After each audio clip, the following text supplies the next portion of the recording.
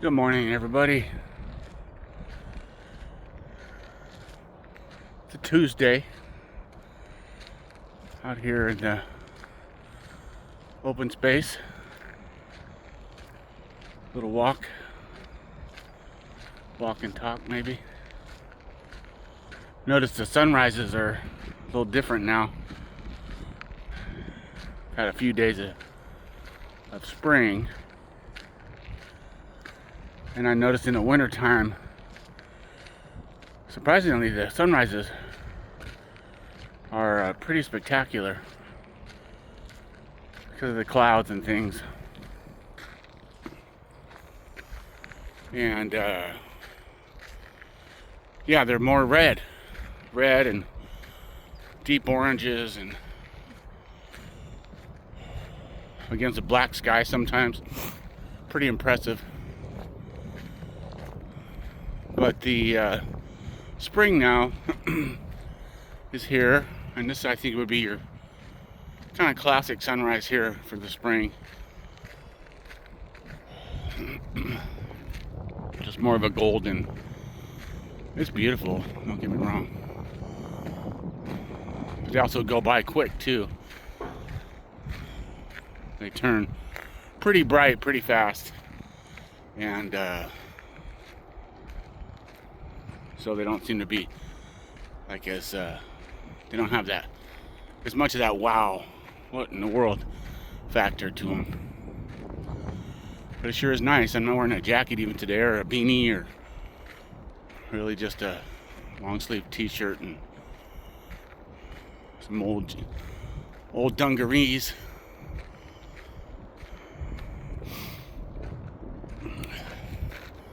You can see the city. It's an interesting spot right there. It's really where Moreno Valley and Riverside come together. Most of the lights you see there, it's industrial. That really was not there much time back. And of course our beautiful mountains. Just one after another. It's incredible what we live near here, especially if you wind up somewhere, I don't know, in Texas or some places in the Midwest or mid-north, where it's so flat. You start losing, you can't figure out which way is north, south, east, and west.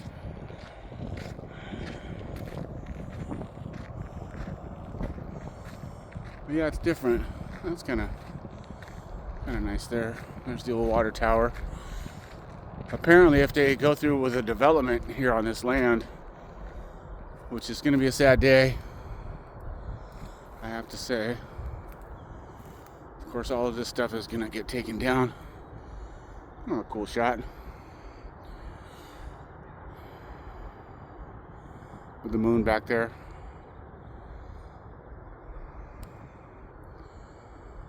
But yeah, this was all part of the Air Force Base, March Air Force Base. But it's been inactive since the 90s, I believe. I moved to this area in 2001. I've been in my same home now for, what's that, 23, 24 years. And this has all been the same this whole time I've lived here. This area has never changed because they decommissioned this area, and it's just been sitting here. Yeah. And the people that know about it, you know, walkers, runners, kids that like to play out here, whatever. Mountain bikers a lot. It's been a real blessing. It's been, I think, when COVID first broke out is when I started making this a regular thing.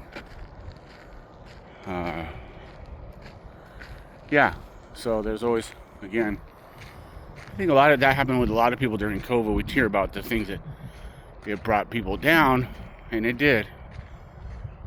You know, the effects of that in a negative way have been well documented and are continuing to be documented. But again, sometimes I like to try to see, well, what happened that was good. I think a lot of people develop some new habits, that are good health habits or things, you know. Anyway, so yeah, this area, they are back to, this is back on the drawing board as far as developing here. They had done what they call take it off the calendar with the city and the commission that oversees all this and its future. So that delayed it for about a year. A lot of good people working on the fight to try to do something with this area rather than just make it into another, what I showed you just a second ago, just warehouses, endless warehouses, you know. But the fight has come to probably what they're going to call the final battle, because it's been delayed and the vote is apparently is going to happen, I think next month, they said. And whichever way they vote, that's the way it's going to go.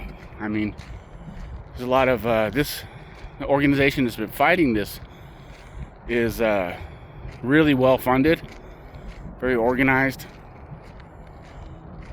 a lot of very smart people involved, and so they may, you know, continue to litigate against the developers and against the county of Riverside and whoever else is involved.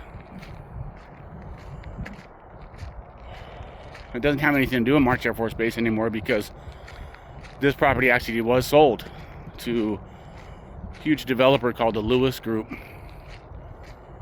And this is what the Lewis Group does. They probably responsible for maybe a fourth of all the warehouse developments in California, Southern California especially. They've been doing it a long time. So, yeah, that's what's happening out here. Here's where we just came from. My neighborhood's right there, where you see these trees. Great little neighborhood. And that's what's happening out here. We will see, you know. I guess my only thing would be, well, a couple things. It'd be nice if something more creative could be thought of to be done with some of this space. You know, if I was a huge multi-millionaire, maybe billionaire, I don't know, maybe one in every 10 or 20 developments. Do something very unique, you know. This would make an amazing outdoor concert venue, this area. Imagine that. Or what if it was kept as it is, but developed and insured and maintained for runners and mountain bikers, and, you know, maybe have a little shooting range here, or, you know, some developed trails for racing bikes, or, you know, teach people how to rock climb, or outdoor stuff, whatever outdoor stuff you can think of, you know. Have a huge playground for outdoors types, you know. I don't know. I mean, if you really were creative, sat down and thought about it, it's something you could do, and that could be your legacy, you know. And that's what people would remember you for, even though you still did a bunch of kind of messed up stuff.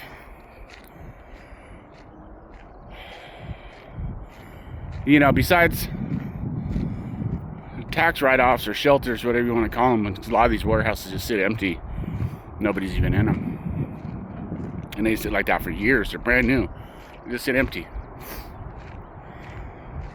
Not a lot of them, though, I gotta tell you, because that leads me to the next thing, which is logistics.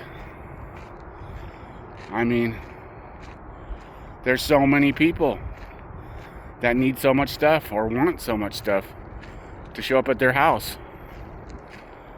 And that's really why these warehouses are here.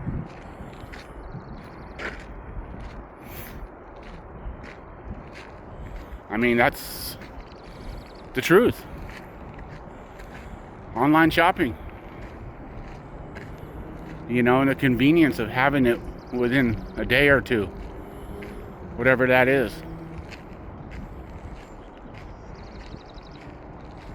So, where there's an action, there's another action, a reaction, as they say. And that action is consumerism, you know. And there's always somebody willing to develop and work hard something that'll get you what you want as fast as you can possibly get it, so they can make money. And then the thought of people getting rich or making money or developing, then that pisses us off. Hurts our feelings. We don't like it. Why? But you always got to go back to where something started. You know, the level of consumerism that we, and you know, that's what gets me when I'm out here picking up litter. There's a little package that came in a little package, and then it came in another package, and then it came in a box, and then it came in a bigger box, and it's wrapped in plastic, and it's got all kinds of graphics on it that somebody designed and printed on there. You know, all this stuff for what?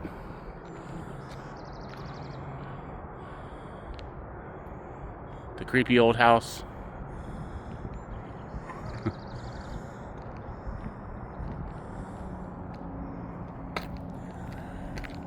Yeah.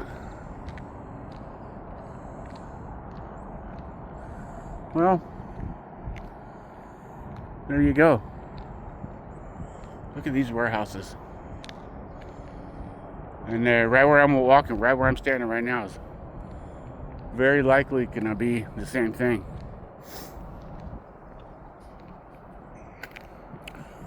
Yeah, a good example is Carnegie. Right? The famous Carnegie family. Carnegie Hall. Carnegie libraries. You know, most people nowadays, if they were living in that time, would have known Carnegie as being a pretty ruthless bastard. Yeah, he did a lot of things, but he ran over a ton of people doing it. Small people, big people, his own family. I mean, if you really want to know, you know, if you're interested in that kind of thing, I'm not a historian, but, you know, read his story, or maybe there's even documentaries on him or whatnot.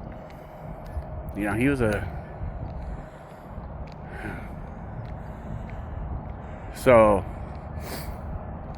but he had a revelation. So maybe if I spent the last 10 years of my life giving my money away and developing and building things that the country needs, I can redeem myself. And for the most part, not that he actually did redeem himself for all the harm he unwielded on the world, but he did develop a lot of things that people then really appreciated and needed and enjoyed and benefited from. Philanthropy.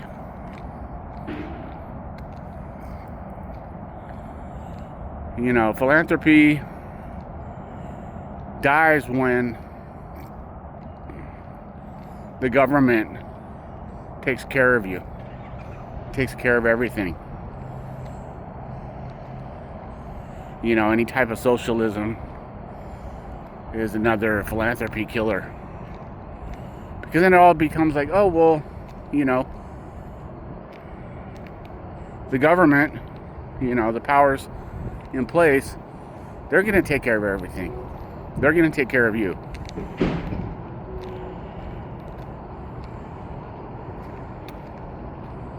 You know, thank God we have people in the world who give a lot, you know, and nobody even knows about it because they don't celebrate it or they don't promote it. They just do it. We still have a lot of those people in the world, thank God. You know, but I've done a little checking up on this, and it's a lot less than there should be. You know, you look at a lot of the events of the recent events, and you know, a lot of this money, especially through you know, charities and special interest groups and stuff, just gets stolen. Just gets taken by, unfortunately, people who are in place that probably never had to work or earn that kind of money, and then they're just feel entitled to just take it. But when you have people who've developed and worked their lives away, basically, to get the money that they now have, the wealth that they have, they know what it's all about. You know? And so the temptation to steal money or to not be generous with that money is far less, because they understand the value and the work and the ethics involved in being wealthy. And so they can be very charitable, you know, even though they could still be, like I said, they might be at the core, ruthless bastards. You know, people who've done things that are questionable at best. I should get a trash bag out here. So there you go. I think somewhere even in the Bible it says something about in the end times, some of the least likely men or persons will do some of the greatest things, and how we can actually learn from people whose character, little blue ball may be very questionable, but that doesn't necessarily mean that they can't or won't lend you some type of information, some type of wisdom that you could use and is helpful to the world. Like they say, you know, right? It's not, you know, to hell with the messenger in most cases. I really, me personally, I really don't care who the messenger is. The message, yeah, I'm interested in the message.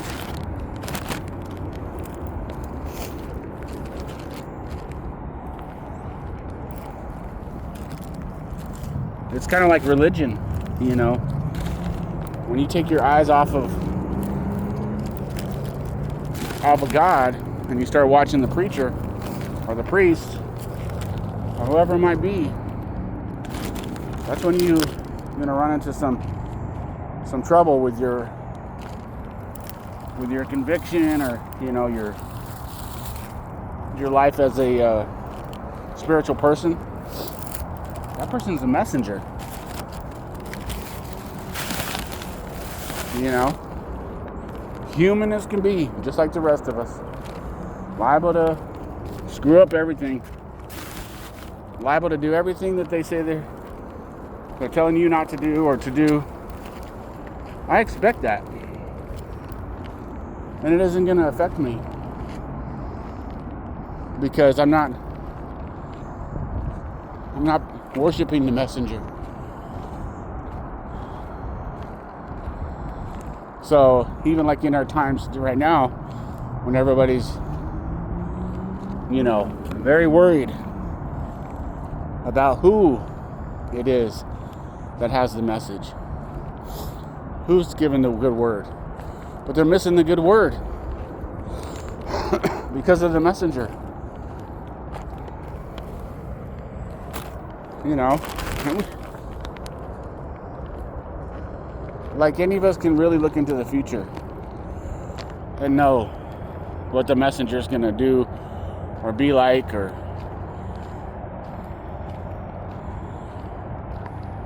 but I guess we're just so conditioned to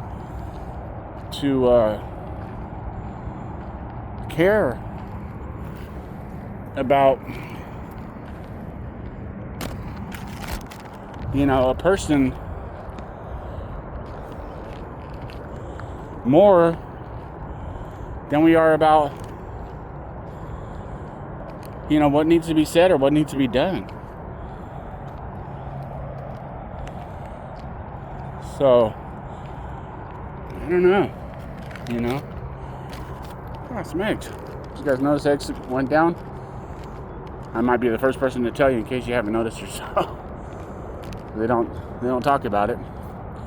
Cage-free 6 peeled hard cooked eggs. Hard cooked eggs. See that package? With a little chicken on it. Why? I mean, if you can't hard boil some eggs.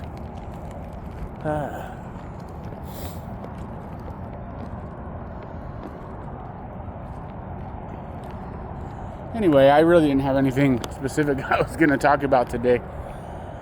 It's been a while. I'll talk about that for a second. Yeah, I tried to stay focused on what I'm really out here to do. It's really hard so far for me to be able to do that, filming and being effective out here.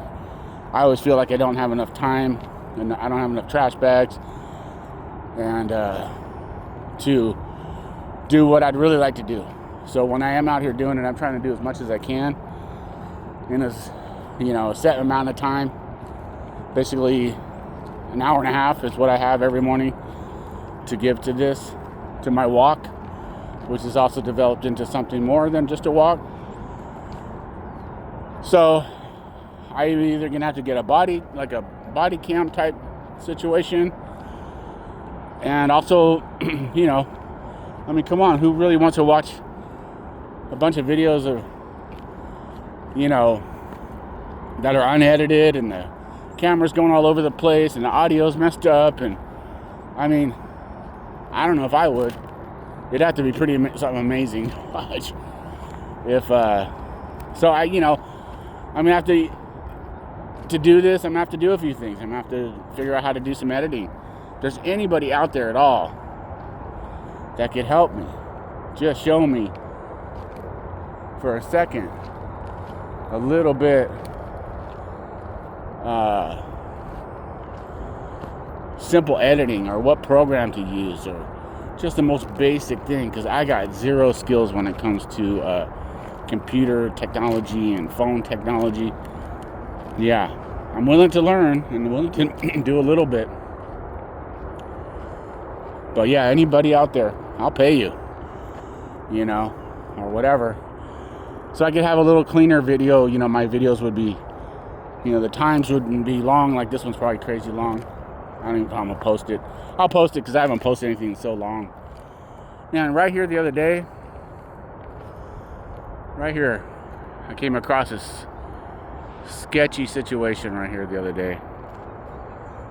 And man, I hate the fact that I'm just innately a curious person, because I couldn't seem to let it go.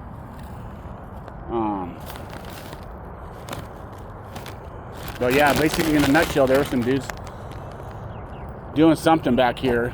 They were in a truck. The truck was had all the makings of something sketchy. You know, let me see if there's any remnants here from whatever they might have been doing. They're actually using this piece of wood right here to block their license plate on the back of the truck. Yeah, not much. It's a sock. A phone charger thing, not much. Normal stuff. But yeah, they were And so I went up on this ridge up here and was up this way, and I was kind of canvassing their activity. But yeah, this piece of wood, I didn't know this piece of wood, because I use this piece of wood myself to put in the doorway. So they must have pulled it out of that house up here, this little, not house, little hut. You've probably seen me working on it before. So they pulled this out of here and brought it over here just to do that one thing, which is block their license plate. I'll go ahead and tell you what I did. I probably shouldn't have done it, but I did. So I started from that ridge. I knew they wouldn't be able to see me. There's no way, and there's no road for them to access to get to me. But I was up there. I was just taking handfuls of these pebbles and raining them down onto their truck. And I was down, I'm down on the ground like G.I. Joe, and watching them. Man, they freaked out. They didn't know what was going on. There's 3 guys in this truck. They were camping out. They were sleeping. But it just didn't look like your typical homeless situation. And man, they came out of that truck looking around, kind of freaked out, and they jumped in that truck and hauled ass up this road, which is, I'm sure, the way they came in. You're not supposed to even be on this road. This isn't an active road. But yeah, they never saw me. It was kind of funny, kind of exciting. I don't think we ever lose that desire to have a little thrill, It was kind of thrilling. Pretty stupid. They could have been some bad hombres. And, but everything worked out all right. I'm going to put that back in there now. Can't believe nobody's really tried to get back in here. It's probably been close to 8 months since I got this all cleaned up. And nobody's, I blocked the doorway, tried to wrap up the windows with some wires and stuff, and nobody's really messed it up. I can't believe it. It's nice. I mean, there's still going to be a little bit of trash that the wind blows around. Speaking of trash, these warehouses, they actually have a few things like this that come directly from them. I don't know if it's a part of their shipping stuff or what, but there's a type of paper, like almost like contact paper, and plastic that comes. I don't know if it spits out of their like packing machines or what, but you just find it everywhere, way on the hills out here, and it comes from these places. Here's all your stuff. All the stuff that we order online, there it is. It's in there, and it's in these trucks, and there it is.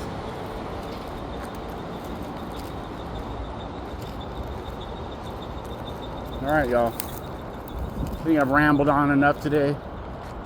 Sun's already up, but yeah, springtime. Now the sun will also start coming up a little earlier. It'll be hard to be up early enough to really catch any type of sunrise anyway. The sunrises will start to be before 6 a.m. here shortly. And I usually don't get out of the house that early. 6 is usually 6-ish. Might be a few minutes before, a few minutes after, but 6-ish. So whatever the sunrises are, depending on this time of the year, is what they are. And I get to watch most of them. It's pretty cool to see it change too. Anyway, spring, California, it doesn't get much sweeter weather-wise. I don't know how I got so lucky to be, born in the Southwest and wind up here in California. every day I'm grateful for that, just that alone. All right, y'all. Hope you have a wonderful day, and we'll see you again soon. Bye-bye.